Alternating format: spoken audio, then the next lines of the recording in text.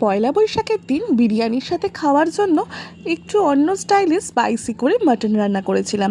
সেই রেসিপিটাই তোমাদের সাথে শেয়ার করে নিই, চলো তাড়াতাড়ি। তবে ফার্স্টে সর্ষের তেলটা গরম করে তার মধ্যে কুচিয়ে রাখা পেঁয়াজটা দিয়ে ভালো করে ভেজে তার মধ্যে আদা রসুন পেস্টটা দিয়ে আরও একটু ভালো করে ভেজে নিয়ে তার মধ্যে পেঁয়াজের পেস্ট সাথে এভারেস্টের যে বিরিয়ানি মশলা হয় সেটাও দিয়ে নিয়েছিলাম। দিয়ে ভালোভাবে মশলাটা কষিয়ে তার মধ্যে টক দই আর নুন দিয়ে ম্যারিনেশন করে রাখা মাটনটাকে দিয়ে ভালোভাবে কষিয়ে নিচ্ছি। দেখো, কষানোর সময়ও আমি আবার একটু গুঁড়ো এভারেস্টের বিরিয়ানি মশলাটা এখানে অ্যাড করেছি।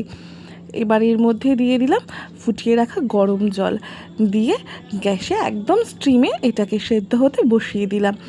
যখন দেখছি মাটনটা মোটামুটি 80% কুক হয়ে গেছে, তার মধ্যে অ্যাড করলাম বেশ কিছুটা পরিমাণে মিষ্টি দই, দিয়ে আবার কিছুক্ষণ ঢাকা দিয়ে রাখলাম।